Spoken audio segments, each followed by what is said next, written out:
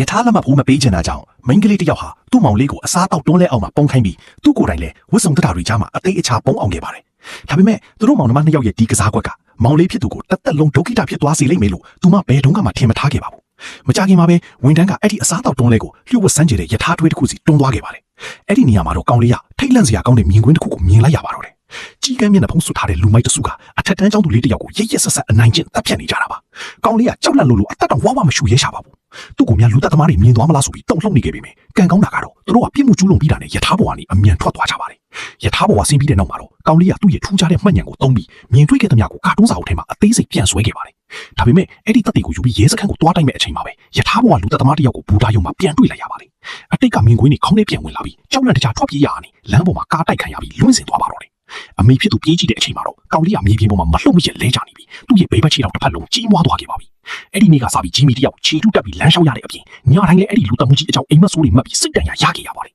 ။ဒါပေမဲ့မကြခင်မှာပဲတည်င်းကောင်းတစ်ခုကြားလိုက်ရတယ်ဗျ။အဲ့ဒီကျောင်းသူလေးကိုတတ်ခဲ့တဲ့တရားခံတွေကတယောက်ပြီးတယောက်တေကုန်ကြတာပါ။ပထမဆုံးတေဆုံးသူကတော့မိန်းကလေးကိုဓာတ်နဲ့အချက်ပေါင်းများစွာထိုးခဲ့တဲ့အမျိုးသမီးပေါ့။တနေ့မှာသူမကမူးပြီးအိမ်ပြန်လာတဲ့အချိန်ဓာတ်လေးကရှိမှမီးတွေမိတ်တုံဖြစ်နေတာကိုမြင်ပြီးစိတ်ထဲတစ်မျိုးကြီးဖြစ်သွားပါတယ်။အမြန်ပဲအိမ်တကားက passport ကိုရိုက်ထည့်ပြီးမိတ်ရိုက်ပြီးတာနဲ့နောက်ကနေလက်မေးကြီးတစ်ခုပေါ်လာပြီး confirm ဆိုတဲ့ခလုတ်ကိုနှိပ်ပြီးလိုက်ပါတယ်။သူမလှည့်ကြည့်လိုက်တဲ့အချိန်မှာတော့ကြီးကမ်းမျက်နှာဖုံးနဲ့လူတစ်ယောက်ကိုတွေ့လိုက်ရပြီးအချက်ပေါင်းများစွာအထိုးခံရကသူ့ကြီးထွက်လွန်ပြီးတီဆုံသွားခဲ့ပါတယ်။အခင်းဖြစ်ပွားရနေရမှာဂျင်မီပျောက်သွားတဲ့ကာတွန်းစာအုပ်ကိုလည်းရေးတွေကတွေ့ခဲ့ပါတယ်။ဒီကာတွန်းတွေကသေးလွန်စားတွေအတိုင်းလိုက်ရင်းနဲ့ဒုတိယမြောက်တရားခံကိုရေးတွေကရှာတွေ့ခဲ့ပေမဲ့တက်တိမခိုင်လုံတာကြောင့်ဖမ်းလို့မရသေးပါဘူး။အဲ့ဒီလူကတော့ရေးတွေတတိပေးတာကိုတော့ဂယုမဆိုင်ပဲကားပေါ်တက်ဖို့လုပ်နေတော့ကားခေါင်မှုပေါ်မှာကြီးကမ်းတစ်ခေါက်လာနားနေတာကိုမြင်လိုက်ရပါတယ်။ဒါဟာတီမင်းစီကဖိတ်စာဆိုတာသူမသိခဲ့ဘူးပေါ့။သူကြီးကမ်းကိုမောင်းထုတ်ပြီးကားလေးဝင်ထိုင်လိုက်တဲ့ခဏမှာပဲအပေါ်ကနေအေးယာမဆိုင်ဖို့ကြီးပြုတ်ကျလာပြီးသူ့ကိုအစအနတော့မကြအောင်ဖိတတ်သွားပါတော့တယ်။အဲ့ဒီအချိန်မှာပဲမျက်နှာဖုံးဆွတ်ထားတဲ့သူဟာကာတွန်းစာရွက်ရာပေါင်းများစွာကိုအပေါ်ကနေကျဲချပြီးထွက်ပြေးသွားခဲ့ပါတယ်